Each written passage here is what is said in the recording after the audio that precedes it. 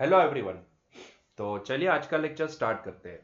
लेकिन lecture start करने से पहले मैं आपको एक इन्फॉर्मेशन बता देता हूं कि ये हमारा थियरी के हिसाब से देखने जाए तो ये हमारा आखिरी लेक्चर है। आपके गुजरात बोर्ड की टेक्स्ट बुक के हिसाब से अगर देखने जाए तो ये हमारा लास्ट टॉपिक है, that is the logic gates. ठीक है। लेकिन अगर सीबीएसई की बुक अगर रिफर करोगे तो वहां पे एक और टॉपिक बीच में आता है after the solar cell, and that is the transistor. देखो, बिना ट्रांजिस्टर के ये लॉजिक गेट्स स्टडी करना ये मेरे हिसाब से सही नहीं रहता है। इसके पीछे की वजह यह है कि ये जो लॉजिक गेट्स होते हैं ना, ये डिजाइनिंग जो भी है उसका उसका बेस ट्रांजिस्टर होता है। हालांकि हम डायोड सर्किट से वो भी डिजाइन कर सकते हैं, वो सारे लॉजिक डिफाइन कर सकते हैं। लेकिन अगर सच बात बताऊं तो आपका जो लॉजिकल यूनिट होता है, स्पेसिफिकली आपका नहीं, कंप्यूटर का, जिसको हम प्रोसेसर बोलते हैं ना, उसके अंदर एरिथमेटिक एंड लॉजिकल दोनों ऑपरेशन परफॉर्म होते हैं ना। तो ये जो प्रोसेसर होता है ना, प्रोसेसर जो बनता है वो प्रोसेसर ना ट्रांजिस्टर से बनता है। अगर आप आगे जाओगे स्टडी में और इलेक्ट्रॉनिक्स एंड कम्युनिकेशन ब्रांच लोगे तो स्पेसिफिकली इलेक्ट्रॉनिक्स के अंदर एक एक सब्जेक्ट आएगा, VLSI, very large scale integration. वहां पे आपको प्रोसेसर कैसे डिजाइन होते हैं, प्रोसेसर के अंदर कैसे ट्रांजिस्टर्स को एम्बेड किया जाता है ना, वो सारी चीजें आपको वहां पे समझ में आएगी। और शायद इसी की वजह से आज इंटेल हो या फिर एएमडी हो, ये दोनों मार्केट में टॉप पे है, और सबसे टॉप पे है इंटेल। एएमडी के प्रोसेसर चलते हैं, ऐसा नहीं कि नहीं चलते, मार्केट में है। दो ही कंपनी है जो ऐसे हमारे कंप्यूटर के लिए, लैपटॉप के लिए या फिर हमारे डेस्कटॉप के लिए यहाँ पे प्रोसेसर मैन्युफैक्चर करती है ना। और वो दोनों कंपनी जो भी है वो एक है इंटेल और दूसरा है एएमडी। तो यहां पे इंटेल की बहुत बड़ी मोनोपोली है, क्योंकि इंटेल ने वो लेवल अचीव कर लिया है। और यहां पे कंपटीशन है ही नहीं, ये मार्केट पूरा पूरा ओपन है, पूरा का पूरा मार्केट ओपन है। आप सोचो, यहां पे कंपटीशन की कोई गुंजाइश ही नहीं है। मतलब कि सबसे टॉप पे है इंटेल और उससे नीचे जाते हैं तो एएमडी। ठीक है। तो ये दो ही प्रोसेसर है कि जो यहां पे, दो ही कंपनी है जो यहां पे प्रोसेसर मैन्युफैक्चर करती है। लेकिन उसमें भी इंटेल सबसे टॉप पर, मतलब कि इंटेल का मार्केट, मतलब आप समझ सकते हो कि 80%, 80 क्या 90% बोल दो, 90% मार्केट जो भी है वो इंटेल ने ग्रैब कर लिया है। और बाकी का जो ये 10% है उसमें एएमडी अपना बिजनेस कर रहा है ना। तो यहाँ पे कोई तीसरी कंपनी है ही नहीं। उसी तरीके से अगर आप मोबाइल की बात करते हैं तो उसमें क्वालकॉम, स्नैपड्रैगन प्रोसेसर जिसके आते हैं, एंड मीडियाटेक, दो ही कंपनी है ना। तो उसमें भी सबसे ज्यादा मार्केट कवर किसका है, तो भाई क्वालकॉम का स्नैपड्रैगन प्रोसेसर सबसे फेमस है, सबसे फेमस प्रोसेसर है ना। स्नैपड्रैगन का प्रोसेसर है, तो जब भी आप रीसेल करने जाओगे आपका मोबाइल, तो डेफिनेटली उसका पैसा भी आपको ज्यादा मिलेगा, रीसेल वैल्यू उसकी ज्यादा मिलेगी कंपेयर टू मीडियाटेक। ठीक है। ऐसा नहीं कि मीडियाटेक अच्छे प्रोसेसर नहीं होते हैं, मीडियाटेक में हेलियो सीरीज अच्छी उन्होंने लॉन्च की है, लेकिन फिर भी मार्केट में जिसका नाम है टॉप पे, मतलब कि आप ऐसा बोल सकते हो कि जैसे डेस्कटॉप एंड लैपटॉप के लिए इंटेल का जो लेवल है वही लेवल यहाँ पे क्वालकॉम का है। तो ये मार्केट ना पूरा, मतलब कि ऐसे कंपटीशन के बिना का है। मतलब कि यहाँ पे सिर्फ दो ही कंपनी जो यहाँ पे चल रही है, अगर डेस्कटॉप है लैपटॉप, इंटेल ना तो यहाँ पे मोबाइल के लिए प्रोसेसर मैन्युफैक्चर करने की सोच रहा है, क्योंकि उसको पता है कि मेरा मार्केट, मेरा लेवल जो भी है वो यहाँ पे है। क्वालकॉम जब एंटर हुआ था तब उसने भी देखा कि भाई मार्केट में क्या है, कि भाई डेस्कटॉप एंड लैपटॉप में तो मोनोपोली चल रही है, मतलब कि इंटेल और ये एएमडी। 90% जो भी है मार्केट वो इंटेल ने ग्रैब कर लिया, बाकी 10% जो भी है वो एएमडी का है। ठीक है। तो इसमें एंटर करने का मतलब कि सबसे बड़ा एक कॉम्पिटिटर, सबसे बड़ी कंपटीशन का मतलब कि यहाँ पे सबसे बड़ी कंपटीशन है, उसके सामने बीट करना, मतलब कि ये पॉसिबल ही नहीं है इंटेल के सामने, मतलब कि सस्टेन करना, it is not at all possible, ये पॉसिबल नहीं होगा। तो उन्होंने सोचा कि चलो ना, कोई बात नहीं, हम मोबाइल की मार्केट के अंदर घुसते हैं। तो जैसे ही वो मार्केट के अंदर घुसे, पहले वही थे जो मार्केट के, ऐसा नहीं है कि कोई ऑल कंपनी, मतलब कि जैसे अगर एप्पल की बात करें तो वो अपने प्रोसेसर खुद डिजाइन करती है ना। उसी तरीके से अगर आप सैमसंग की बात करें तो वो भी अपने प्रोसेसर खुद डिजाइन करती है, एक्जीनोस प्रोसेसर उसकी सीरीज आती है। ठीक है। तो वो अपने हिसाब से अपना प्रोसेसर मैन्युफैक्चर, तो ऐसा नहीं है। कंपनी कुछ ऐसी भी है कि जो यहां से थर्ड पार्टी के द्वारा डिजाइन हुए प्रोसेसर नहीं लेती है। लेकिन काफी सारी कंपनीज ऐसी है कि जो मैक्सिमम दो तीन को छोड़ के बाकी जितनी भी कंपनीज है वो सारी कंपनीज ना, यहाँ पे मोबाइल मैन्युफैक्चरिंग कंपनीज, वो या तो क्वालकॉम के पास जाएगी या तो फिर मीडियाटेक के पास जाएगी। अभी मीडियाटेक का क्या है कि जब स्नैपड्रैगन अंदर एंटर, मतलब कि क्वालकॉम जब एंटर हुई थी, तब ना वहां पे इतना कंपटीशन नहीं था, वो अकेली एक कंपनी थी ऐसा मान लो। तब तक ना जो भी मैन्युफैक्चर कर सकते थे वो अपने हिसाब से आर्म प्रोसेसर के बेस पे सारे प्रोसेसर डिजाइन करते थे। ठीक है। फिर इसने आया मार्केट को ग्रैब करना स्टार्ट कर दिया, तो इसकी वजह से वो टॉप पे चला, जैसे इंटेल है वैसे यहाँ पे क्वालकॉम हो गया। फिर यहां पे मीडियाटेक ने एंट्री की, जैसे वहां पे एएमडी ने एंट्री की थी, ठीक है। आज भी अगर मैं बताऊं तो आज भी एएमडी के जो प्रोसेसर है ना, गेमिंग के लिए बहुत ही बेस्ट होते हैं, बहुत ही बेस्ट होते हैं। अगर आप गेमिंग के लिए अगर पीसी बनाना चाहते हो तो definitely go for the AMD.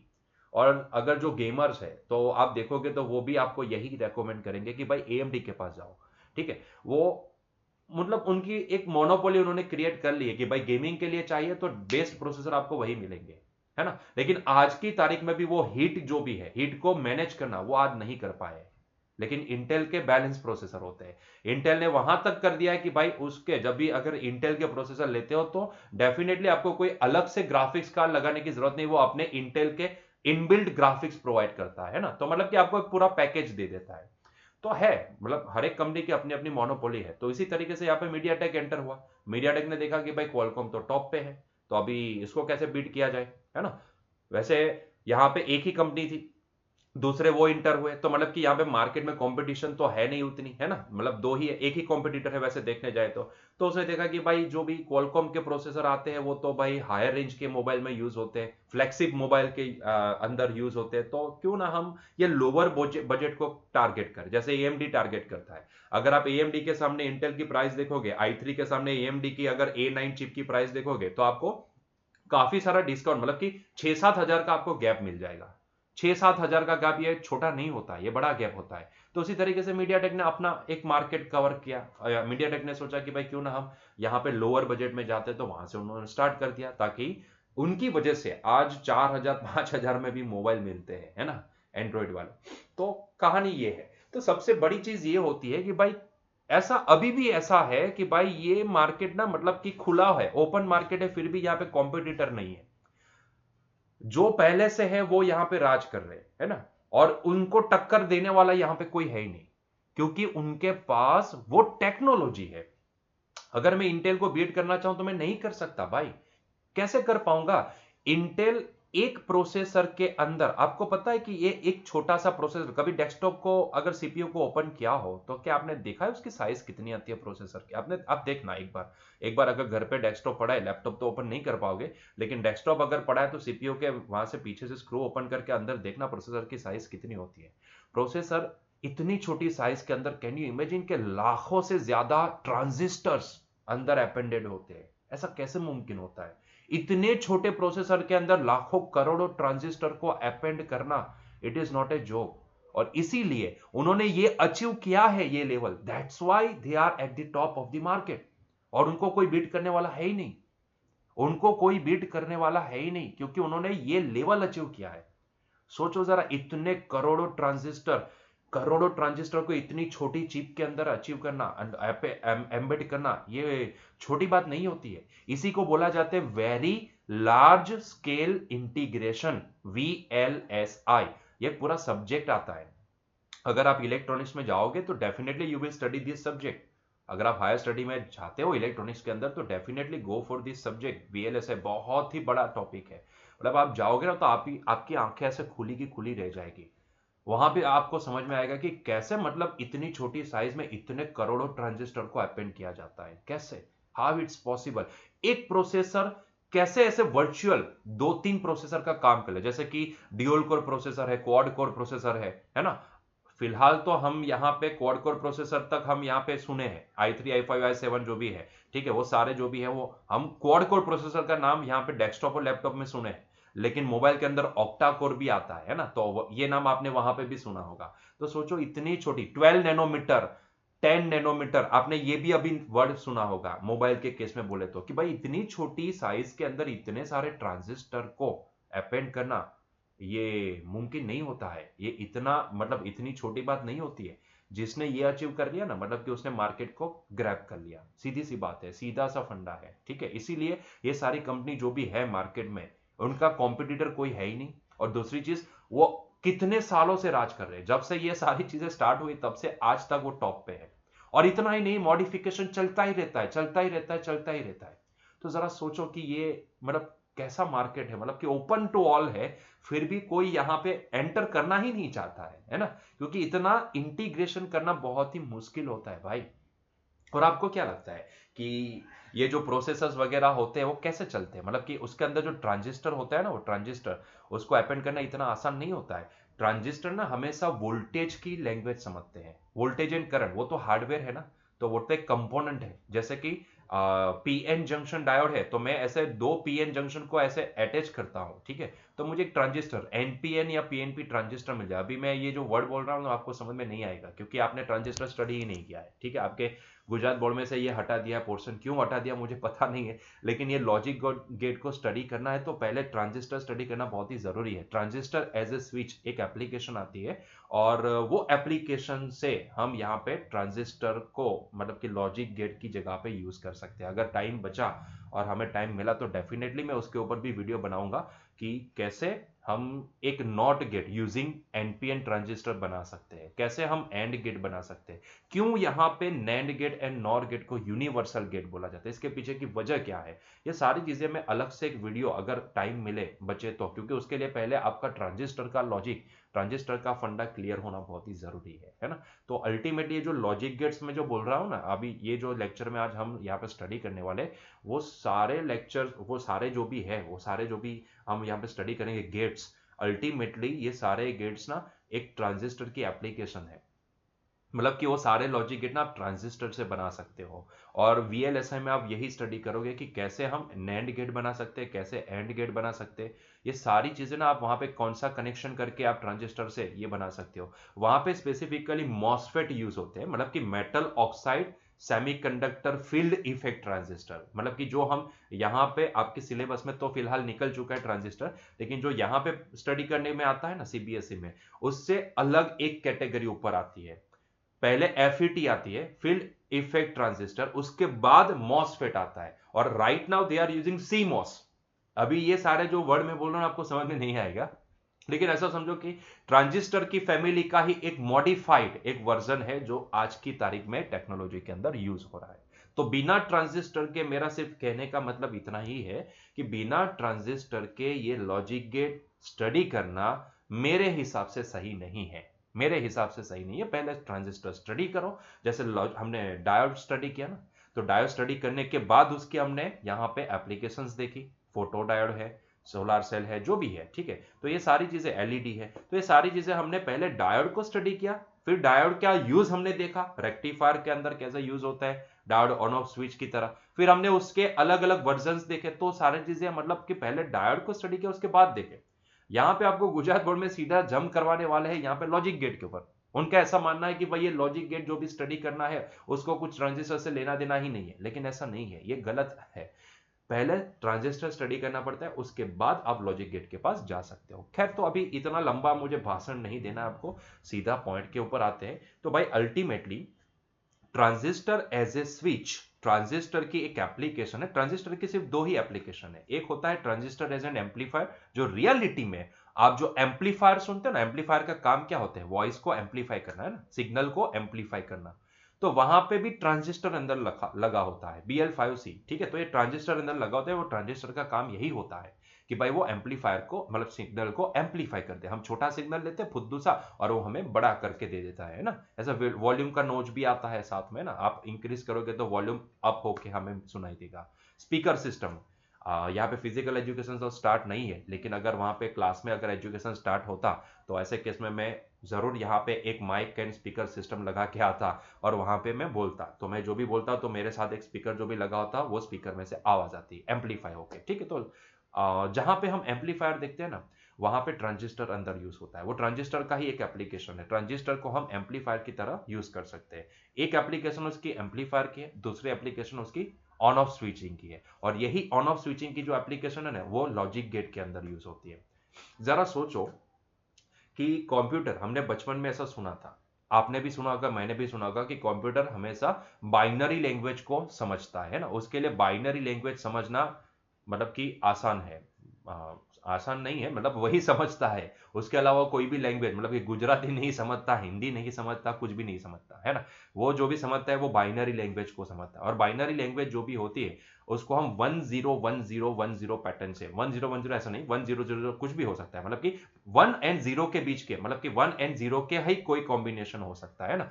One से ज्यादा वैल्यू पॉसिबल नहीं है, वन से कम वैल्यू में जीरो पॉसिबल है, जीरो एंड वन के बीच की कोई पॉइंट वाली वैल्यू पॉसिबल नहीं है, जीरो से कम वाली कोई वैल्यू पॉसिबल है। दो ही वैल्यू पॉसिबल है, एक जीरो एंड एक वन, एक जीरो एंड एक वन। कभी तब ऐसा सवाल नहीं होता आपको कि कंप्यूटर क्यों यहाँ पे वन एंड जीरो, ये दो मतलब कि बाइनरी लैंग्वेज को, जिसको हम बाइनरी बोलते हैं, बाइनरी लैंग्वेज, क्यों वो वन एंड जीरो को ही समझता है, क्यों और कुछ नहीं समझता है? इसके पीछे की वजह है सिग्नल्स, इसके पीछे की वजह है सिग्नल्स। कंप्यूटर, तब हम ना ऐसा रट्टा मान लेते हैं कि हाँ कंप्यूटर ना बाइनरी लैंग्वेज को समझता है, ठीक है, लेकिन कभी ये सवाल नहीं होता था कि क्यों वो बाइनरी लैंग्वेज को ही समझता है, क्यों वो 1010 वाली पैटर्न को ही समझता है, इसके अलावा और कोई पैटर्न को वो क्यों नहीं समझ पाता है, what is the reason behind it? ठीक है, तो उसका रीजन है उसके अंदर जाने वाला सिग्नल। देखो हम ना सिग्नल को दो कैटेगरी में डिवाइड कर सकते हैं, एक होता है एनालॉग सिग्नल, दूसरा होता है डिजिटल सिग्नल। एनालॉग सिग्नल जैसे कि हमारा वॉइस, मैं जो कुछ बोल रहा हूं, आप जो कुछ बोल रहे हो, सारे गामा का सिंबल देखा था आपने, सारे गामा का सिंबल है ना, ऐसा कुछ सिंबल होता है, देखो मैं, अरे अगर आपने देखा हो तो ऐसा सिंबल होता है, ऐसा सिंबल होता है, ठीक है, और अंदर ऐसा कुछ बनाया होता है ना। सारे गामा का अगर सिंबल देखा हो आपने तो ऐसा एक सिंबल, उसका सिंबल आता है ना, अगर आपने देखा हो तो आपको पता होगा। तो भाई अल्टीमेटली ये क्या है? ये एनालॉग सिग्नल है ना। सारे गामा का सिंबल देखा हो, मैं कुछ बोल रहा हूं, एम्पलीफायर से जो सिग्नल निकलता है, जो सारे सिग्नल होते हैं वो सारे एनालॉग सिग्नल होते हैं, मतलब कि they are continuous in nature. कहीं पे वो ग्राफ टूटेगा नहीं, है ना, कहीं पे वो ग्राफ टूटेगा नहीं। ऐसे जो भी सिग्नल होते हैं जिसको हम एनालॉग सिग्नल बोलते हैं, जैसे कि ये यहां से देखो कंटिन्यूअसली आपको देखिए, हाँ एम्पलीट्यूड चेंज हो रहा है, कंटिन्यूअसली एम्पलीट्यूड चेंज हो रहा है, लेकिन ये सिग्नल टूट नहीं रहा है ना, लेकिन कंटिन्यूअस है, कंटिन्यूअस इन नेचर, और अलग अलग है, हर एक टाइम पे आप देखोगे तो इसका एम्पलीट्यूड अलग अलग है हर एक टाइम पे। जैसे कि मैं कुछ बोलता हूं स्पीच सिग्नल, तो अगर आपने देखा हो साउंड को अगर रिकॉर्ड किया हो तो उसका रिकॉर्डिंग जो भी होता है उसमें भी आपको ऐसा दिखेगा, है ना, आपको ऐसा दिखेगा, आपको ऐसा सिंबल कुछ दिखेगा, आपको ऐसा कुछ रिकॉर्डिंग में ऐसा नजर आएगा ना, ऐसा प्लॉट आपको नजर आएगा।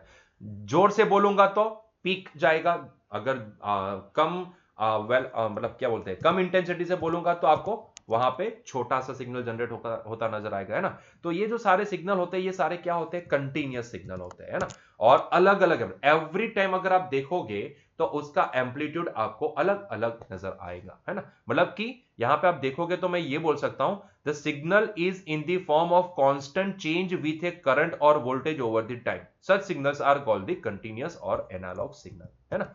ऐसे सिग्नल की जो अपने टाइम के साथ साथ अपनी वैल्यू को भी चेंज करते हो, मतलब कि कोई कांस्टेंट वैल्यू को अचीव ना किए हो, है ना, अलग अलग टाइम पे आप देखोगे तो अलग अलग आपको एम्पलीट्यूड दिखेगा। ऐसे सिग्नल जो कंटिन्यूअस होते हैं, कंटिन्यूअस इन नेचर, उसको हम बोलते हैं analog signal. That doesn't matter कि एनालॉग का मतलब साइन वेव होता है, हम दिखाने के लिए उसको साइन वेव दिखाते हैं, लेकिन इसका मतलब ये नहीं होता कि साइन वेव ही एनालॉग होता है, नहीं।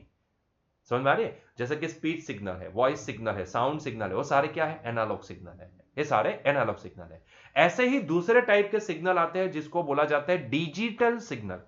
डिजिटल सिग्नल के पास सिर्फ दो ही एम्पलीट्यूड होता है, या तो वन या तो जीरो। अब ये वन का मतलब क्या होता है, जीरो का मतलब क्या होता है, वो भी समझाता हूं, लेकिन ऐसे सिग्नल जो सिर्फ दो ही एम्पलीट्यूड को अचीव कर पाते हैं, या तो जीरो एम्पलीट्यूड या तो वन एम्पलीट्यूड। अभी ये वन एम्पलीट्यूड का मतलब क्या होता है, इसको हम लेवल वन बोलेंगे, है ना।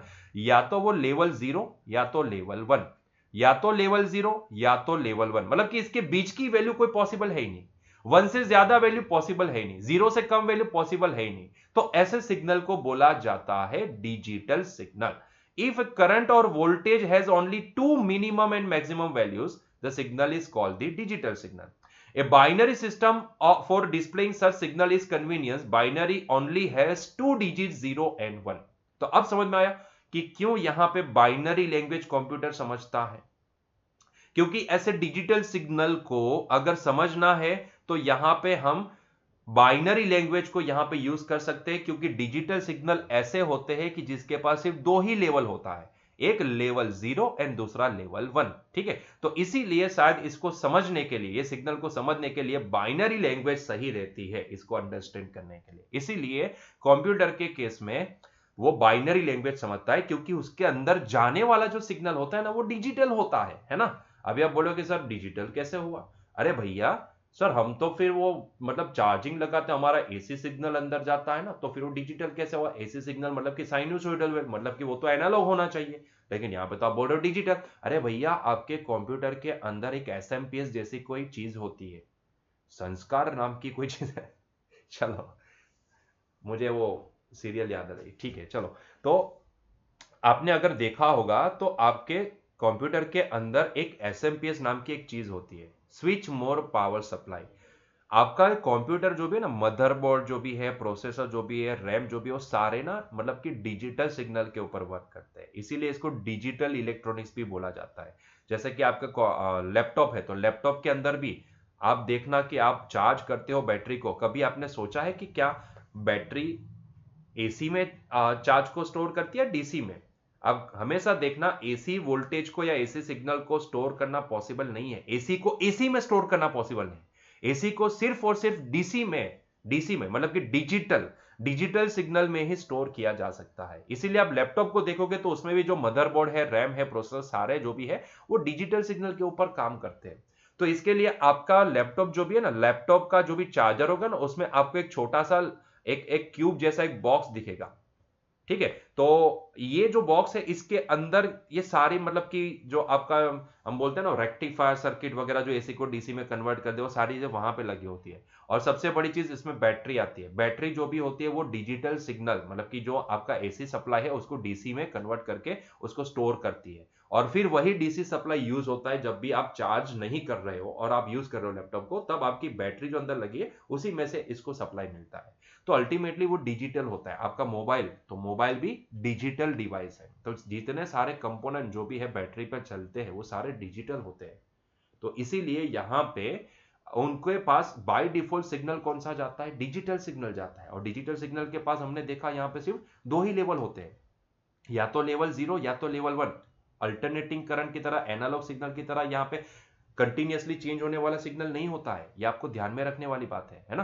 तो ये हमेशा ध्यान में रखना कि यहाँ पे जो सिग्नल्स होंगे वो सारे डिजिटल होंगे। और डिजिटल सिग्नल को समझना बाइनरी लैंग्वेज से बहुत ही आसान होता है ना? मतलब कि यहाँ पे डिजिटल सिग्नल के पास दो ही लेवल है, या तो लेवल 0 या तो लेवल 1। तो उसी तरीके से भाई मैं ये भी तो बोल सकता हूं कि भाई अगर मुझे उस सिग्नल को प्रोसेस करना है तो मेरे पास एक ऐसी लैंग्वेज है कि जिसके द्वारा मैं ये सिग्नल को समझ सकता हूं, मतलब कि वो बाइनरी लैंग्वेज। क्योंकि बाइनरी लैंग्वेज के अंदर भी या तो 0 या तो 1, मतलब कि दो ही लेवल आते हैं, है ना? तो इसीलिए यहाँ पे कंप्यूटर बाइनरी लैंग्वेज को समझता है, क्योंकि कंप्यूटर को अंडरस्टैंड करने के लिए जो सिग्नल जाता है अंदर प्रोसेस होने के लिए, वो अल्टीमेटली डिजिटल सिग्नल होता है। और डिजिटल सिग्नल को रिप्रेजेंट करने वाली हमारे पास एक ही लैंग्वेज है, that is the binary language, ठीक है? क्योंकि डिजिटल सिग्नल के पास भी दो लेवल है, बाइनरी लैंग्वेज के अंदर भी दो ही लेवल होते हैं, 0 एंड 1, ठीक है? अब इस 0 का मतलब क्या होता है? क्योंकि आप ये जो सिग्नल अंदर जाता है ना, वो कौन से फॉर्म में होता है? वो करंट या वोल्टेज के फॉर्म में होता है ना? सीधी सी बात है।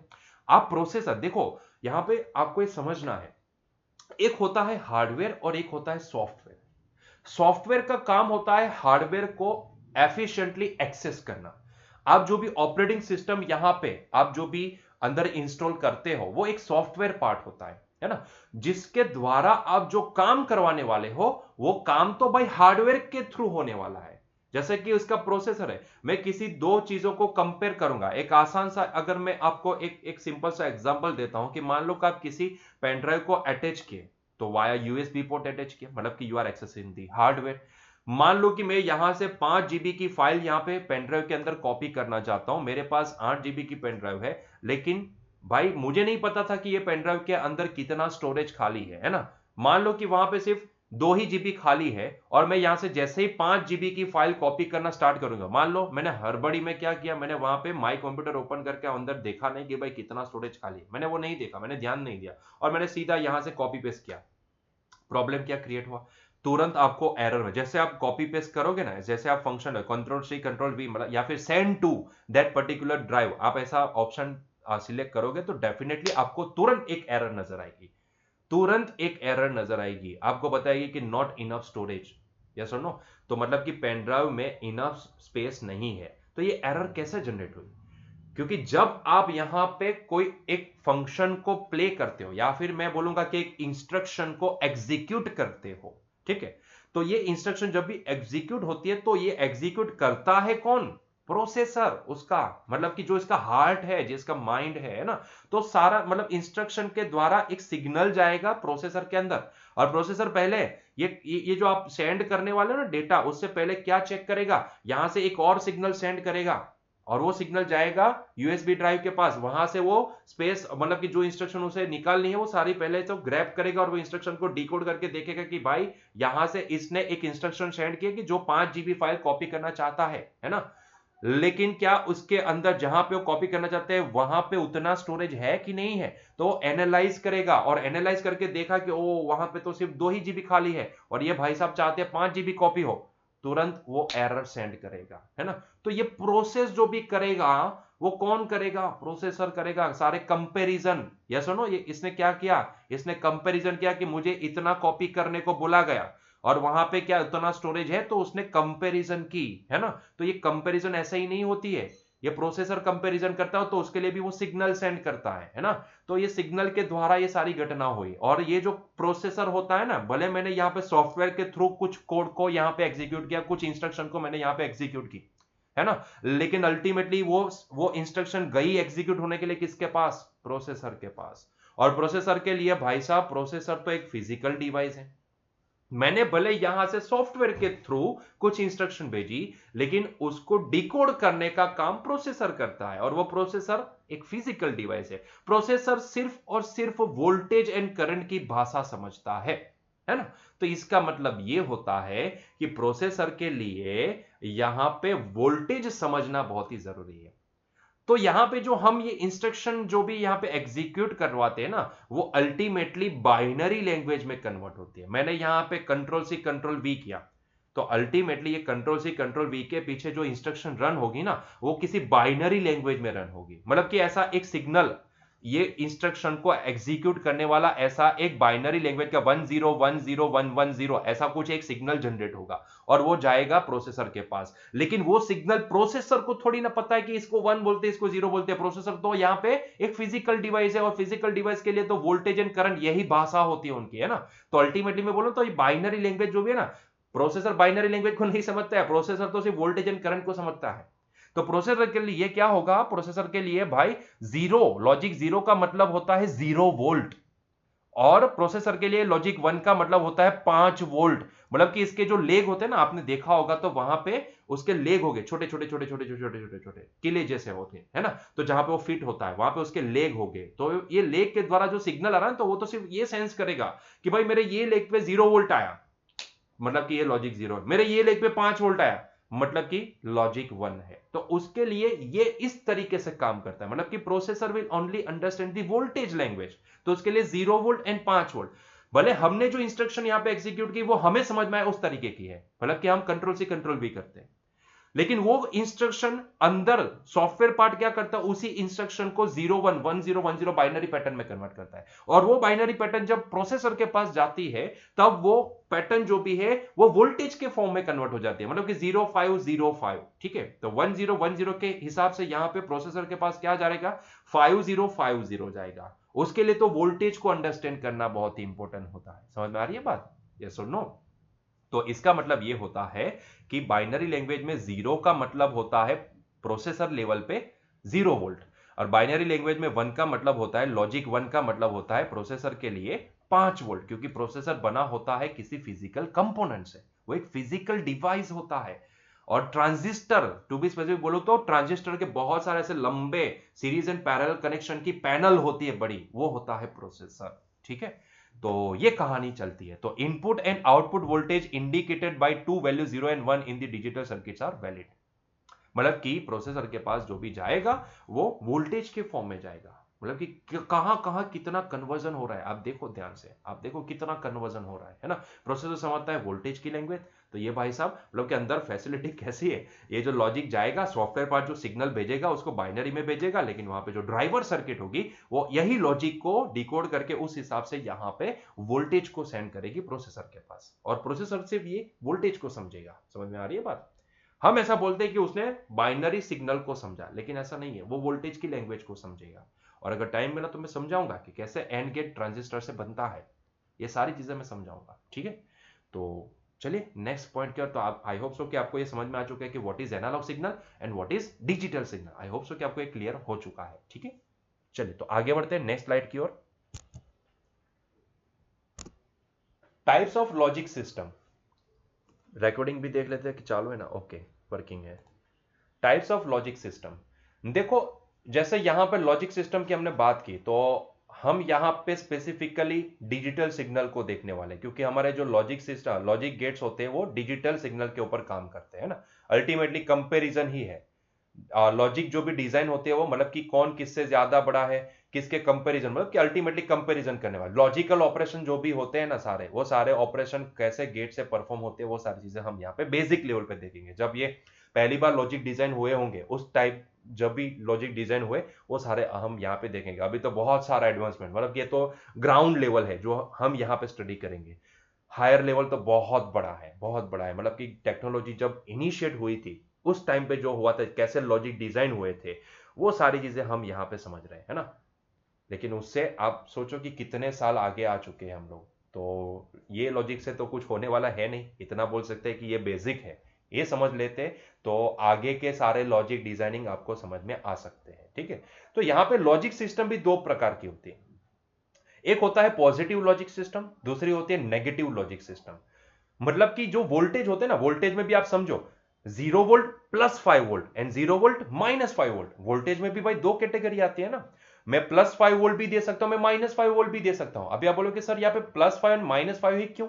भाई ऐसा है कि ये जो जितने भी यहाँ पे ट्रांजिस्टर लगते हैं ना, ट्रांजिस्टर के लिए हम यहाँ पे वीसीसी सप्लाई जो भी देते हैं वो 5 वोल्ट का देते हैं, है ना। तो उसको ड्राइव करने के लिए 5 वोल्ट प्रोवाइड करते हैं। हो सकता है 3.7 वोल्ट पे भी चलता हो, ऐसा नहीं है, है ना। जैसे कि आपकी मोबाइल की बैटरी है तो वहां की जो प्रोसेसर है वो 3.7 वोल्ट पे भी चलते हैं, आपकी बैटरी वो 3.7 वोल्ट की है। ठीक है, तो यहाँ पे हम प्रोसेसर, वो प्रोसेसर की बात करें जो कंप्यूटर में लगता है, तो वहां पे हमें 5 वोल्ट पे चलाना है इसको। ठीक है, लेकिन 5 में भी यार यहाँ पे देखो, एक लेवल तो जीरो है, जीरो का मतलब होता है 0 वोल्ट। ठीक है, लेकिन लॉजिक 1 का मतलब होता है 5 वोल्ट। लेकिन जरूरी थोड़ी ना कि मैं प्लस 5 वोल्ट ही प्रोवाइड करूं। भाई अगर मैं चाहूं तो माइनस 5 वोल्ट भी प्रोवाइड कर सकता हूं, है ना। तो यहां पे 5 वोल्ट में मेरे पास दो चॉइस है, या तो मैं पॉजिटिव 5 लूं या फिर नेगेटिव 5 लूं। अगर मैं यहां पे प्लस 5 वोल्ट देता हूं तो वो पॉजिटिव लॉजिक सिस्टम मानी जाएगी। अगर मैं माइनस 5 वोल्ट देता हूं, -5 0 ऐसे पैटर्न बनाता हूं, तो उसको हम नेगेटिव लॉजिक सिस्टम बोलेंगे, है ना। तो नेगेटिव, भाई नेगेटिव वोल्टेज भी दे सकते हैं, ऐसा कोई मतलब यहां पर रॉकेट रूल नहीं है। मैंने जो बताया था ना आपको सीमॉस, अभी जो राइट नाउ जो भी ट्रांजिस्टर लॉजिक सिस्टम यूज होती है प्रोसेसर मैन्युफैक्चर में, वो है सीमॉस। सीमॉस के अंदर दोनों लॉजिक होते हैं, प्लस 5 भी होता है माइनस में, दोनों काम करते हैं, दोनों काम, जिससे एक्यूरेसी बहुत बढ़ जाती है ना। तो हम यहाँ पे फिलहाल उसको इतने डीप में तो नहीं जाएंगे, लेकिन इतना समझ लो कि दो टाइप की लॉजिक सिस्टम होती है, positive logic system, negative logic system. देखो ध्यान से, in this positive logic system, in this type of system, the higher positive voltage is taken as a higher level of 1 and less positive voltage is taken as a lower level or 0. And in the negative logic system, in this type of system, more negative voltage is taken as a 1 and the less negative voltage is taken as a 0. बराबर है। तो सीधी सी बात है, जैसे मैंने आपको example बताया कि अगर मैं कोई एक ऐसे सिस्टम यूज करता हूं जिसमें मैं प्लस 5 वोल्ट एंड 0 वोल्ट इन दोनों के बीच में सिस्टम बनाना चाहता हूं, तो ऐसे केस में 0 वोल्ट जो भी होगा वो लॉजिक 0 की तरह ट्रीट होगा एंड प्लस 5 वोल्ट जो भी होगा वो लॉजिक 1 की तरह ट्रीट होगा। लेकिन अगर मान लो कि मैं नेगेटिव वोल्टेज से सिस्टम बनाना चाहता हूं, तो ऐसे केस में 0 एंड -5, ठीक है, 0 वोल्ट जो भी होगा वो लॉजिक 0 की तरह ट्रीट होगा एंड -5 वोल्ट जो भी होगा वो लॉजिक 1 की तरह ट्रीट होगा। समझ में आ रही है बात? तो जो मोर नेगेटिव वोल्टेज होगा, नेगेटिव लॉजिक सिस्टम में जो मोर नेगेटिव होगा वो लॉजिक 1 माना जाएगा, और जो 0 है वो तो 0 ही माना जाएगा। ठीक है, तो इस तरीके से हम लॉजिक सिस्टम को दो कैटेगरी में डिवाइड कर सकते हैं, एक होती है पॉजिटिव लॉजिक सिस्टम, एक होती है नेगेटिव लॉजिक सिस्टम। अगर इतनी चीजें क्लियर है तो now we can move to the logic gates. ठीक है, चलिए तो लॉजिक गेट्स की ओर आगे बढ़ते हैं। तो पहला लॉजिक गेट आता है नॉट गेट। अभी ये नॉट गेट का मतलब क्या होता है? नॉट का मतलब होता है इन्वर्टेड आउटपुट। मतलब कि अगर मैं यहां पे लॉजिक 1 देता हूं तो मुझे आउटपुट में क्या मिलेगा? 0 मिलेगा। मतलब कि जो मैं दे रहा हूं उस वो इन्वर्ट होके आ जाए। और यहां पे सिर्फ दो ही लॉजिक पॉसिबल है, या तो 1 या 0। इसका मतलब ये होता है कि अगर मैं 1 देता हूं अंदर तो आउटपुट में क्या निकलेगा? 0। मतलब कि मुझे ऐसी रिक्वायरमेंट है जहां पे मुझे मेरा जो लॉजिक जा रहा है वो इन्वर्ट होके मिले।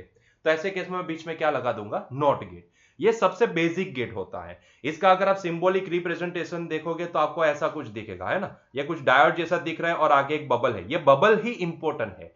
ये बबल जो भी, इसको डायोड मत समझना, डायोड में एक लाइन आती है, ठीक है, वो जंक्शन दिखाती है। यहां पे ये नॉट गेट कुछ ऐसा ट्रायंगल जैसा लगेगा, आपको आगे एक बबल दिखेगा, ये जो बबल है वही हमें इन्वर्टेड इन्वर्टेड दिखा रहा है ना, बबल ही हमें यहां पे इन्वर्टेड दिखा रहा है, ठीक है। तो ये बबल का मतलब होता है इन्वर्जन।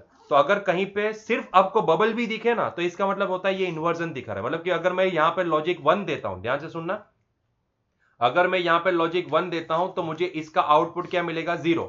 अगर मैं यहां पे लॉजिक 0 दे रहा हूं तो मुझे आउटपुट क्या मिलेगा, लॉजिक 1 मिलेगा, है ना। मतलब कि ये एक ऐसा फिजिकल गेट होगा, मतलब कि एक ट्रांजिस्टर सर्किट होगी जिसके अंदर अगर मैं इनपुट में 0 वोल्ट देता हूं तो आउटपुट साइड पे मुझे +5 वोल्ट मिलेगा, और इनपुट में अगर मैं +5 वोल्ट दे रहा हूं तो आउटपुट में मुझे 0 वोल्ट मिलेगा, ठीक है। तो ये होता है नॉट गेट, सबसे बेसिक गेट होता है। सिंबल आपको याद रखना बहुत ही जरूरी है, सिंबॉलिक रिप्रेजेंटेशन याद रखना बहुत ही जरूरी है ना।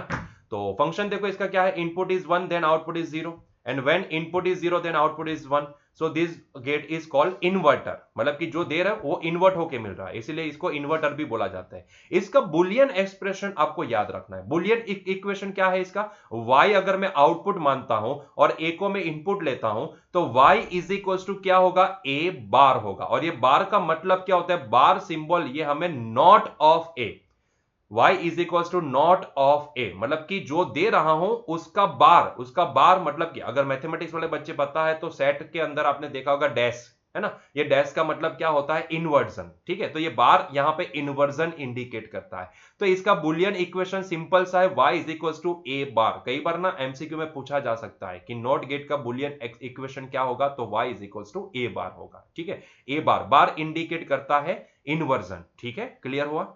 अगर मैं इसका ट्रूथ टेबल ड्रॉ करता हूं, ट्रूथ टेबल मतलब कि यहां पे पॉसिबल इनपुट जो भी है उसके रिलेटेड आउटपुट क्या क्या आ सकता है, वो उसको हम बोलेंगे ट्रूथ टेबल, ठीक है। तो ये ट्रूथ टेबल अगर मैं यहां पे ड्रॉ करता हूं तो ये हो गया इनपुट, ये हो गया आउटपुट, क्योंकि यहां पे दो ही पॉसिबिलिटी है, क्योंकि ये सिंगल इनपुट सिंगल आउटपुट है। याद रखो, single input single output gate है। ये अकेला हमारे पास ऐसा गेट है जिसके अंदर हम सिंगल इनपुट दे रहे हैं और आउटपुट में सिंगल आ रहा है ना। वैसे आउटपुट में तो सिंगल ही आएगा, हर एक के अंदर ऐसा नहीं होता है, लेकिन अगर हम कंबाइन करते हैं तो भाई दो आउटपुट भी हम निकाल सकते हैं। वैसे एक पूरा मतलब कि कॉम्बिनेशन बना देते हैं लॉजिक गेट्स का, तो उसको एक बड़ा सा गेट मान लेते हैं, तो ऐसे केस में हमें मल्टीपल आउटपुट भी मिल सकता है। लेकिन हम यहाँ पे फिलहाल कॉमन बेसिक गेट की बात करेंगे, ठीक है।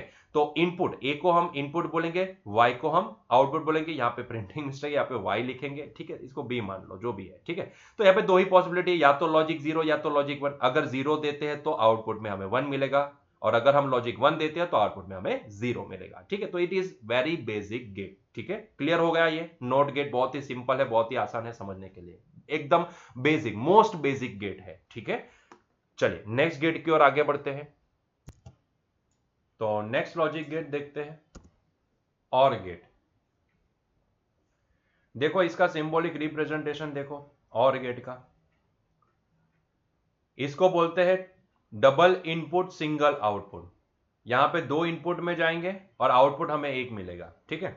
अभी ये और गेट जो भी है वो ऑरिंग ऑपरेशन को परफॉर्म करता है। ऑरिंग को हम यहां पे बीच में प्लस से इंडिकेट करेंगे। मतलब कि अगर मैं यहां पे देखो, पहले तो एक चीज समझ लो कि यहां पे दो इनपुट है तो हमारे पास कितने पॉसिबल इनपुट के कॉम्बिनेशन बनेंगे। क्योंकि भाई मेरे पास क्या है, यहां पे एक इनपुट के पास दो पॉसिबिलिटी, या तो 0 या तो 1। उसी तरीके से दूसरे इनपुट में भी 0 या 1, ठीक है। तो उस हिसाब से देखने जाए तो हर एक इनपुट के पास यहां पे दो पॉसिबिलिटी निकलती है। तो उस हिसाब से देखने जाए तो टोटल कॉम्बिनेशन कितने बनेंगे यहां पे, तो टोटल कॉम्बिनेशन हमारे पास यहां पे बनेंगे 4। हमारे पास यहां पे 4 कॉम्बिनेशन बनेंगे। ध्यान से देखोगे तो 0 0 पहला कॉम्बिनेशन, मान लो कि इसके ऊपर भी 0 जाए, इसके ऊपर भी 0 जाए। दूसरा कॉम्बिनेशन 0 1, अगर मैं यहां पे 0 देता हूं, हो सकता है यहां पे मैंने 1 दिया हो।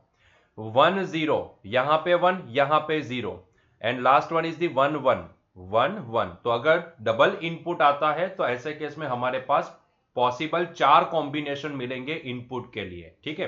तो यहां पे 4 अलग अलग कॉम्बिनेशन के लिए यहां पे आउटपुट क्या जनरेट होगा वो हमें देखना है, ठीक है। तो ये जो और गेट होता है ना, इसका बुलियन एक्सप्रेशन हम कुछ इस तरीके से बता सकते हैं। अगर हम y को आउटपुट मान ले, a एंड b को इनपुट मान ले, तो y इज इक्वल टू क्या होगा, a प्लस बी। ये जो प्लस साइन होती है, ये जो प्लस साइन इंडिकेशन होता है, ये प्लस साइन का इंडिकेशन, ये एडिशन, हमें ऐसा लगता है कि ये एडिशन हमें परफॉर्म करके देता है। अल्टीमेटली हम इसको बोलेंगे इट इज द और ऑपरेटर। ठीक है, हम इसको क्या बोलेंगे, और ऑपरेटर। तो ये प्लस साइन का मतलब होता है और ऑप्शन, या तो ये या फिर ये। ठीक है, तो ये और ये, तो और का मतलब ये निकलता है दोनों में से कोई एक। तो ऐसे केस में यहां पे आपको याद रखना है कि जब भी दोनों जीरो होंगे ना, जब भी दोनों जीरो होंगे तब हमें आउटपुट जीरो मिलेगा, बाकी सारे केस में हमें आउटपुट यहां पे 1 मिलेगा। ठीक है, जब भी दोनों इनपुट जीरो है तभी हमें यहां पे आउटपुट जीरो मिलेगा, बाकी सारे केस में हमें आउटपुट 1 मिलेगा। मतलब कि 0 0 तो आउटपुट 0। अगर मैंने पहले पे 0 दिया, दूसरे पे 1 दिया, तो 0 1 तब भी आउटपुट 1, 1 0 आउटपुट 1 मिलेगा, 1 1 आउटपुट 1 मिलेगा। मतलब कि जब तक दोनों जीरो नहीं होते तब तक आपको आउटपुट जीरो नहीं मिलेगा। ठीक है, इसका सीधा सा अगर मैं पॉइंट बोलूं तो इसका पॉइंट ये निकल के आ सकता है कि दोनों जीरो होंगे तब जीरो होगा, बाकी सारे केस में हमें यहां पे आउटपुट 1 मिलेगा। ठीक है, so whenever input A और इनपुट बी और both input are 1, then we get output 1। In short, out is 1 when there is only 1 input और ऑल इनपुट इज 1। ठीक है, या तो एक इनपुट 1 है या तो सभी इनपुट 1 है, तभी हमें यहां पे 1 मिलेगा, बाकी केस में हमें 0 मिलेगा। और ऐसा केस कौन सा बचेगा, एक ही, मतलब कि दोनों पे 0 है तो 0 मिलेगा। ठीक है, तो इट शोज दी और ऑपरेशन। ठीक है, इट शोज दी और ऑपरेशन। और का मतलब होता है अथवा, है ना, या तो ये या फिर ये। ठीक है, तो ऐसे केस में हमारे पास पॉसिबिलिटी ये निकल के आती है कि अगर दोनों में से कोई भी एक 1 है या फिर दोनों 1 है तब हमें आउटपुट 1 मिलेगा, और अगर दोनों केस में 0 है तो ऐसे केस में हमें यहां पे आउटपुट 0 मिलेगा। ठीक है, ठीक है, तो ये हो गया और गेट। क्या आपने इसका सिंबॉलिक रिप्रेजेंटेशन देख लिया? याद रखना है, सारी चीजें याद रखनी है। ठीक है, नेक्स्ट आगे बढ़ते हैं। अब बारी आती है एंड गेट की। देखो, हमने बीच में प्लस तो लगा दिया, अभी मल्टीप्लीकेशन भी देख लेते हैं बुलियन एक्सप्रेशन में, मतलब कि डॉट लगाएंगे। ठीक है, तो ये जो गेट है इसको बोला जाता है एंड गेट। इसका सिंबॉलिक रिप्रेजेंटेशन देखो आप, इसको एंड गेट बोला जाता है। अगेन एंड गेट भी double input single output gate है, और क्योंकि दो इनपुट है तो हमारे पास पॉसिबिलिटी भी कितनी आएगी, 4, 0 0 0 1 1 0 1 1। ठीक है, अभी ये एंड गेट के अंदर क्या होता है, तो ध्यान से देखिए, एंड गेट के अंदर अगर दोनों 1 है तो हमें आउटपुट 1 मिलेगा, लॉजिक 1 मिलेगा, बाकी सारे केस में हमें लॉजिक 0 मिलेगा। ठीक है, तो हमें यह याद रखना है कि एंड गेट के अंदर, एंड मतलब कि दोनों साथ में होने जरूरी है, मतलब कि दोनों अगर 1 है तो ही हमें 1 मिलेगा, बाकी सारे केस में हमें आउटपुट 0 मिलेगा। ठीक है, the output y and AND gate is only when input A and input B both are 1। ठीक है, तो we get the output 0 for all the remaining values, मतलब कि सिर्फ दोनों जब भी 1 होंगे तभी हमें 1 मिलेगा, बाकी सारे केस में हमें यहां पे 0 मिलेगा। अगर मैं इसका बुलियन एक्सप्रेशन अगर मैं आपको यहां पे बताऊं, तो बुलियन एक्सप्रेशन, इसका बुलियन इक्वेशन बनेगा y इज इक्वल टू, हम मान लेते हैं कि y आउटपुट है, a एंड b इनपुट है, तो y इज इक्वल टू हो जाएगा a डॉट b। यहां पे डॉट जो भी है इसको हम एंड ऑपरेटर से देखेंगे, है ना, तो ये हमारे लिए होगा एंड ऑपरेटर। इसको अगर मुझे बोलना है तो मैं ऐसा बोलूंगा y is equal to a and b, मतलब कि इसको डॉट नहीं बोलेंगे, a एंड b बोलेंगे। सिमिलरली यहां पे भी अगर मुझे इसको बोलना है तो y is equal to a और b बोलेंगे, है ना, a प्लस b बोलना गलत हो जाएगा, a और b बोलेंगे इसको, ये और ऑपरेटर है। उसी तरीके से यहाँ पे डॉट, ये एंडिंग ऑपरेटर है। तो याद रखना बहुत ही सिंपल है, अगर दोनों 1 है तो हमें आउटपुट में लॉजिक 1 मिलेगा, बाकी सारे केस में लॉजिक 0 हमें आउटपुट में नजर आएगा। ठीक है, क्लियर? तो नेक्स्ट गेट देखते हैं, नैंड गेट। अभी ये जो नैंड गेट होता है ना, ये नैंड गेट बनता है एंड गेट से। एंड गेट को अगर हम, एंड गेट का आउटपुट अगर नॉट गेट में दे देते हैं तो अभी हमें जो मिलेगा एंड प्लस नॉट, वो हो जाएगा नैंड गेट, है ना, एंड प्लस नॉट, इसको हम बोलेंगे नैंड गेट। इसका अगर मैं सिंबॉलिक रिप्रेजेंटेशन देखूं तो भाई ये सिंबॉलिक रिप्रेजेंटेशन नहीं है, ये बनाने का तरीका है कि अगर मुझे नैंड गेट बनाना है तो ऐसे केस में मुझे एंड गेट का आउटपुट मुझे नॉट गेट से पास करवाना पड़ेगा। जब मैं ये आउटपुट पास कराऊंगा नॉट गेट से एंड गेट का, तो मुझे आउटपुट में क्या मिलेगा, आउटपुट में मुझे यहां पे नैंड गेट मिलेगा। ठीक है, तो अगर इसका मैं सिंबॉलिक रिप्रेजेंटेशन दिखाऊं तो ये कुछ ऐसा होगा, इतना एंड गेट होता है ना। This is the symbolic representation of AND gate. मैं यहां पे क्या करूंगा, बबल लगा दूंगा, और जैसे मैंने ये बबल लगा दिया तो now it is the symbolic representation of NAND gate. ठीक है, तो ये हो गया नैंड गेट, तो it is the symbolic representation of NAND gate. ठीक है, क्लियर हुआ। तो ये जो बबल है, बबल का मतलब क्या होता है, मैंने आगे ही बताया था कि जहां जहां पे अभी बबल आएगा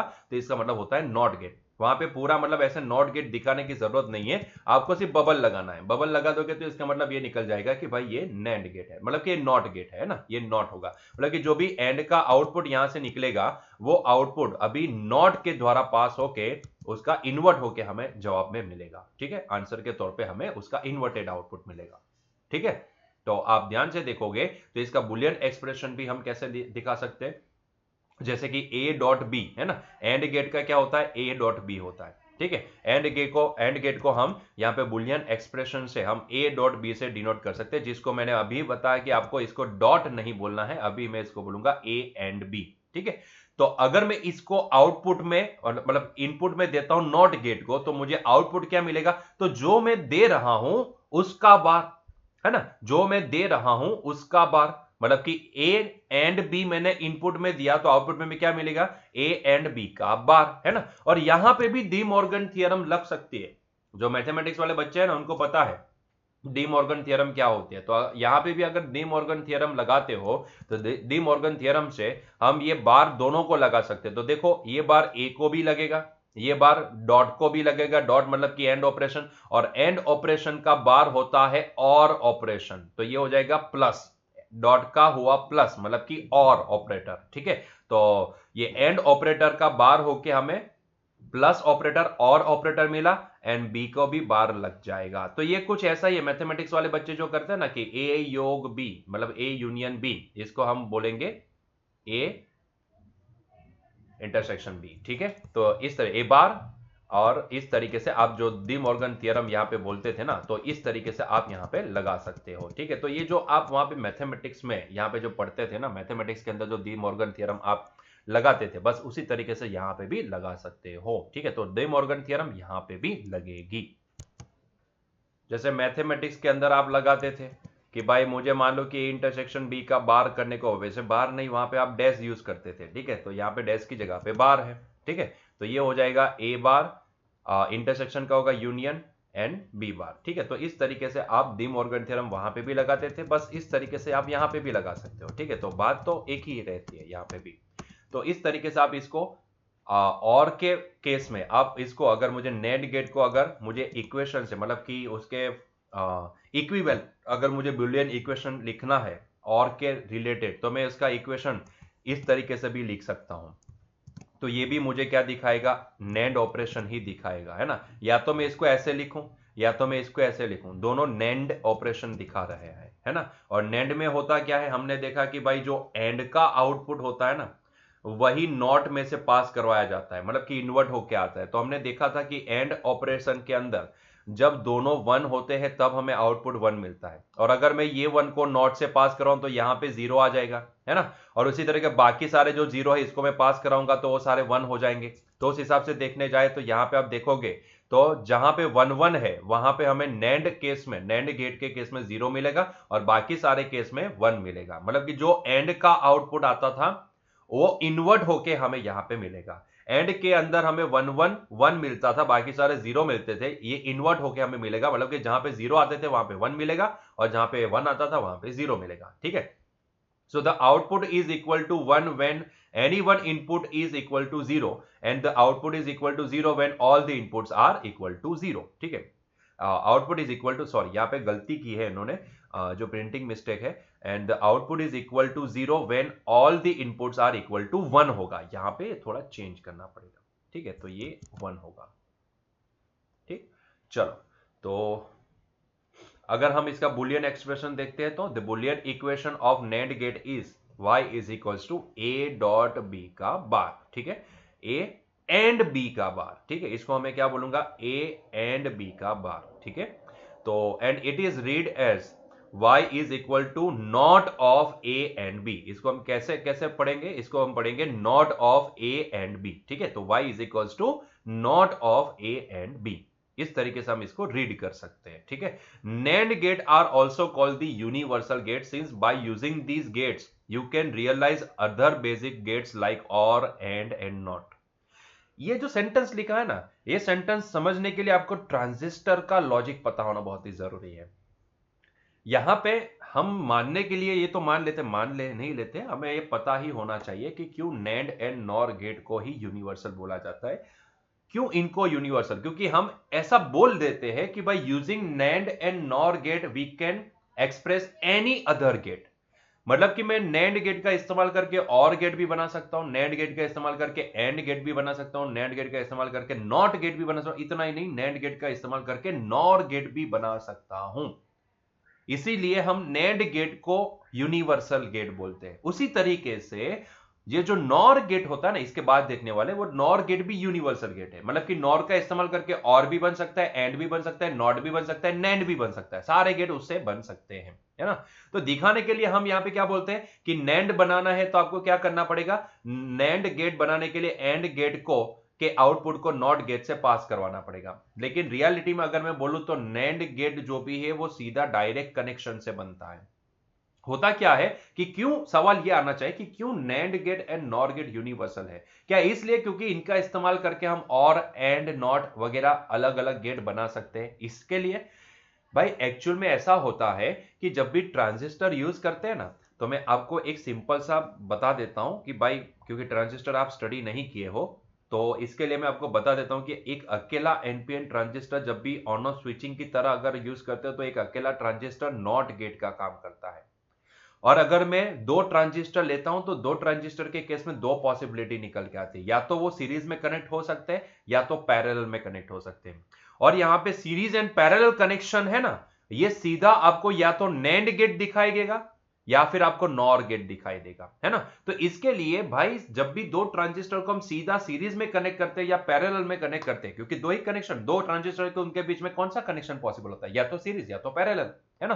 तो अगर आप सीरीज में कनेक्ट करते हो तो आपको NAND गेट दिखाई देगा, अगर आप इसको पैरेलल में कनेक्ट करते हो तो आपको NOR गेट दिखाई देगा, है ना। तो इसका मतलब ये होता है कि भाई आप जब भी दो ट्रांजिस्टर को जोड़ते हो तो ऐसे केस में सबसे पहला गेट कौन सा बनता है, या तो NAND बनेगा या तो NOR बनेगा। तो इसका मतलब यह है कि अगर मुझे कोई और गेट बनाना है, क्योंकि ये बाय डिफॉल्ट दो ट्रांजिस्टर को आप जोड़े, आप दो ट्रांजिस्टर को जोड़ दिए तो बाय डिफॉल्ट या तो यहां पे सीरीज कनेक्शन होगा या तो पैरेलल होगा, है ना। दो ही तरीके से जोड़ सकते हैं ना दो ट्रांजिस्टर को, है ना। तो ऐसे या तो सीरीज होगा या तो पैरेलल। अगर यहां पे सीरीज या पैरेलल दो ही पॉसिबिलिटी है तो इसका मतलब ये होता है कि एक कनेक्शन अगर आपको NAND गेट देता है एंड एक कनेक्शन आपको NOR गेट देता है, तो इसका मतलब ये है कि बाय डिफॉल्ट दो ट्रांजिस्टर के जुड़ने से आपको बाय डिफॉल्ट दो ही गेट मिल सकते हैं, या तो NAND या तो NOR। इसका मतलब यह होता है कि फर्दर मुझे अगर एंड बनाना है, नॉट बनाना है, और बनाना है, तो उसको मुझे मॉडिफाई करना पड़ेगा। मतलब कि यही सीरीज या पैरेलल कनेक्शन को आगे कुछ जुगाड़ करके मुझे वहां से कुछ मॉडिफिकेशन वगैरह करके मुझे वहां पे बनाना पड़ेगा। तो इसका मतलब यह है कि बाय डिफॉल्ट जो भी मिलने वाले होते हैं वो होते हैं NAND एंड NOR, और इसी के लिए हम NAND से ही सारे गेट या फिर NOR से सारे गेट बना सकते हैं, क्योंकि अल्टीमेटली ये भले बोलने के लिए लॉजिक गेट है लेकिन बनता है ट्रांजिस्टर से, है ना। मैंने बोला CMOS से, ठीक है, या फिर आप समझो MOSFET से, metal oxide semiconductor field effect transistor. तो ये बनते हैं ट्रांजिस्टर से, और ट्रांजिस्टर में अगर दो इनपुट वाले जो चाहिए, आपको दो इनपुट वाले गेट बनाने हो तो आपको दो ट्रांजिस्टर चाहिए। तो अगर दो ट्रांजिस्टर को आप जोड़ते हो तो या तो सीरीज में जोड़ सकते हो या तो पैरेलल में जोड़ सकते हो। मतलब कि यहां पे सीधा सीरीज कनेक्शन या सीधा पैरेलल कनेक्शन आपको या तो NAND गेट बना के देगा या तो NOR गेट बना के देगा। तो इसका मतलब है कि बाय डिफॉल्ट हमारे पास कौन से गेट बनते हैं, NAND या फिर NOR, ठीक है। इसके अलावा अगर आपको कोई और गेट बनाना है तो बाय डिफॉल्ट आपको क्या करना पड़ेगा, जो गेट मिल रहा है उसी में आगे उसके आउटपुट को प्रोसेस करना पड़ेगा, ठीक है। इसीलिए हम यहाँ पे NAND gate and NOR gate को यहाँ पे यूनिवर्सल गेट बोलते हैं, ठीक है। ये बहुत ही इंपॉर्टेंट पॉइंट होता है समझने के लिए, ठीक। चले, तो हमारा आखिरी gate that is the NOR gate, ठीक है। हमारे सिलेबस के हिसाब से ये आखिरी गेट है, लेकिन इसके अलावा आगे भी एक XOR gate, exclusive OR and XNOR gate, exclusive NOR gate, ये दो भी यहां पे आ सकते हैं अगर इंक्लूड करना हो तो, ठीक है। लेकिन हमारे सिलेबस के हिसाब से ये आखिरी गेट रहेगा, that is the NOR gate. अभी ये नॉर क्या होता है, तो बोलने के लिए हम यहां पे बोलेंगे कि भाई OR plus NOT is equals to NOR, मतलब कि इसका कंस्ट्रक्शन जो भी होता है उसके लिए पहले और गेट बनाओ एंड फिर उसको उसके आउटपुट को नॉट से पास करवाओ, तो definitely you will get NOR gate. लेकिन ऐसा नहीं है, ये नॉर गेट है ना, वो बाय डिफॉल्ट यहां पे ट्रांजिस्टर के पैरेलल कनेक्शन से अपने आप बन जाता है। तो अब मुझे और बनाना पड़ता है, नॉर अपने आप मिलता है ना, और बनाना पड़ेगा, नॉर अपने आप मिल जाएगा। ठीक है, तो जब भी कंस्ट्रक्शन की बात करेंगे, जब भी मैं इसको मैन्युफैक्चर करने की बात करूंगा, तो ऐसे केस में मैं क्या करूंगा, नॉर गेट तो अपने आप बन जाएगा, है ना। फिर मुझे अगर और बनाना है तो उसके लिए मुझे क्या करना पड़ेगा, तो नॉर के आउटपुट को वापस नॉट के अंदर पास करवाना पड़ेगा, क्योंकि बार का बार वो होता है बार बार कैंसल आउट, है ना। तो ऐसे केस में नॉर के आउटपुट को अगर मैं वापस नॉट के अंदर से पास करवाऊंगा, तो उसका जो भी आंसर निकलेगा वो और गेट देगा, है ना। तो मुझे बाय डिफॉल्ट जो नॉर गेट मिल रहा है उसको मुझे नॉट गेट से पास करवाना पड़ेगा। और नॉट गेट मतलब कि एक सिंगल ट्रांजिस्टर नॉर गेट का, सॉरी, नॉट गेट का काम करेगा। ठीक है, ये सारी चीजें ना आप शायद कॉम्पिटिटिव में स्टडी कर लोगे, वहां पे आएगा आपको। ठीक है, चलो तो फिलहाल हम इसको डिस्कस करते हैं। तो इसका सिंबॉलिक रिप्रेजेंटेशन कैसा होगा, देखो बनाने के लिए हम क्या बोलेंगे कि भाई ये और गेट है, यहाँ पे प्रिंटिंग मिस्टेक है, वंस अगेन ये और गेट है। तो हम क्या करेंगे, और गेट के आउटपुट को हम पास करवाएंगे नॉट गेट के अंदर, तो हमें रिजल्टेंट जो मिलेगा वो क्या मिलेगा, रिजल्टेंट हमें यहां पे नॉर गेट मिलेगा। अगर मैं इसका सिंबॉलिक रिप्रेजेंटेशन अगर यहां पे ड्रॉ करूं, तो इसका सिंबॉलिक रिप्रेजेंटेशन कुछ ऐसा हो सकता है। ठीक है, ये कंस्ट्रक्शन की सर्किट है, सिंबॉलिक रिप्रेजेंटेशन इसका ऐसा होगा।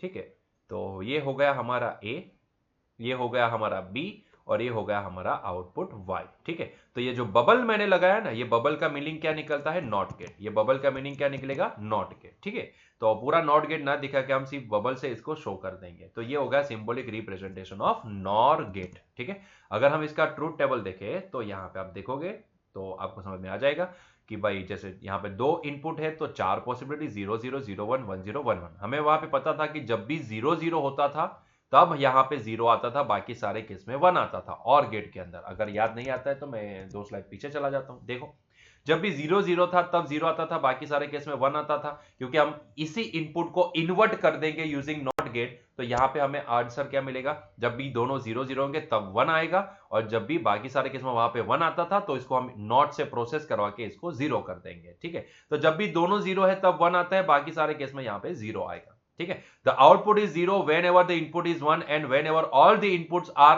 0, at that time the output is equal to 1। ठीक है, Boolean equation for NOR gate is how much, what that is y is equals to not of A और बी। ठीक है, मतलब कि a प्लस बी का बार। ठीक है, तो इसको हम कैसे पढ़ेंगे, y is equals to not of a और b। और अगर मैं यहाँ पे डी मॉर्गन थ्योरम लगाता हूं तो इसी इक्वेशन को मैं कुछ इस तरीके से भी लिख सकता हूं, a का बार और ये और का बार होगा एंड और बी का बार। ठीक है, तो ये हो गया ए बार डॉट बी बार। तो मैं इसको इस तरीके से भी बता सकता हूं यूजिंग डी मॉर्गन थ्योरम। ठीक है, तो यहां पे आपके ये जो लॉजिक गेट वाला जो पॉइंट है वो यहां पे खत्म होता है। इसके अलावा और दो लॉजिक गेट भी आ सकते हैं, that is exclusive OR and exclusive nor, लेकिन हम यहां पे नहीं देखेंगे, हमारे सिलेबस में नहीं है। तो हम सिर्फ इतने जितने सिलेबस में उतने ही हम यहाँ पे डिस्कस करेंगे। ठीक है, तो ये हो गई पूरी कहानी लॉजिक गेट्स की। तो हमने कितने स्टडी किया, हमने यहाँ पे स्टार्टिंग फ्रॉम नॉट गेट, पहले नॉट गेट देखा, उसके बाद और गेट देखा, उसके बाद एंड गेट देखा, उसके बाद नैंड गेट देखा, उसके बाद नॉर गेट देखा। तो टोटल हमने यहाँ पे स्टडी किया 5 लॉजिक गेट। ठीक है, और ये लॉजिक क्या होता है वो सारी चीजें हम यहाँ पे समझ चुके हैं, क्लियर है। ठीक है, तो बस यहीं पे हमारा आज का लेक्चर एंड करते हैं। इसके साथ साथ हमारा ये लेक्चर भी एंड होता है, और इसके साथ साथ हमारा ये थियोरेटिकल पॉइंट्स सारे जो भी है ये चैप्टर से रिलेटेड वो भी खत्म होते हैं। तो मिलेंगे कल के लेक्चर में, कल इसके जो न्यूमेरिकल बाकी है वो खत्म करेंगे। ठीक है, तो मिलेंगे नेक्स्ट लेक्चर में। Till that enjoy your day, bye.